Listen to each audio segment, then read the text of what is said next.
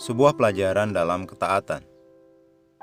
Dan dalam keadaan sebagai manusia, ia telah merendahkan dirinya dan taat sampai mati, bahkan sampai mati di kayu salib. Filipi 2 ayat 8. Dalam Lukas 3 ayat 38, ketika engkau mempelajari silsilah Adam, dia disebutkan anak Allah. Jadi jika Adam pertama adalah anak Allah dan Adam kedua Yesus Kristus adalah anak Allah, apa perbedaan dari kedua anak Allah itu?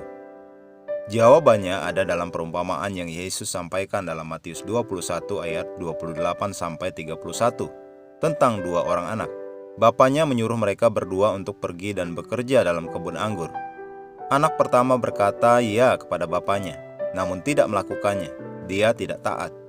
Anak kedua berkata kepada bapaknya bahwa dia tidak mau pergi, namun akhirnya dia tetap pergi. Yesus kemudian bertanya, siapakah di antara kedua orang anak itu yang taat dan melakukan kehendak bapaknya? Tentu saja anak yang melakukan kehendak bapaknya adalah anak yang taat, walaupun pada awalnya dia menolak untuk melakukannya. Sekarang di Taman Getsemani, di momen akhir sebelum Yesus disalibkan, dia berdoa dari lubuk hatinya kepada Bapa. Ya Bapakku, jikalau engkau mau, ambillah cawan ini daripadaku, tetapi bukanlah kehendakku, melainkan kehendak-Mu lah yang terjadi. Lukas 22 ayat 42. Yesus tidak ingin melakukannya, namun dia tetap lakukan juga. Jadi ayat tema kita berkata tentang Yesus. Dan dalam keadaan sebagai manusia, ia telah merendahkan dirinya dan taat sampai mati, bahkan sampai mati di kayu salib. Peninggian Yesus datang karena dia taat sampai mati.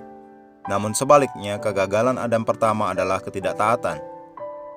Alkitab berkata, jadi sama seperti oleh ketidaktaatan satu orang, semua orang telah menjadi orang berdosa. Demikian pula oleh ketaatan satu orang, semua orang menjadi orang benar. Roma 5 ayat 19. Jika saja Adam pertama taat, Adam kedua tidak akan diperlukan. Jadi perbedaan antara Adam pertama dan Adam kedua adalah ketaatan. Ketaatan sangat penting. Ada upahnya saat kita mendengarkan Tuhan dan mengikuti jalannya. Dengan terlahir kembali kita dilahirkan dengan sifat ilahi Adam kedua, Yesus Kristus. Dan kita memiliki roh ketaatannya. Karenanya dalam 1 Petrus 1 ayat 14 kita dikatakan anak-anaknya yang taat. Karena itu hiduplah dalam sifat Kristus yang ada di dalammu dan senantiasa menyenangkan Bapa. Mari kita berdoa. Bapa terkasih, aku bersyukur atas hak istimewaku untuk menerima perintah rohani yang disampaikan oleh hikmat-Mu. Roh-Mu akan menuntunku terus-menerus untuk meneguhkan hatiku pada perintah rohani itu, melakukan hal menurut kehendak-Mu, dan telingaku mendengar firman hikmat sebagai jaminan kepastian hidupku yang berkembang.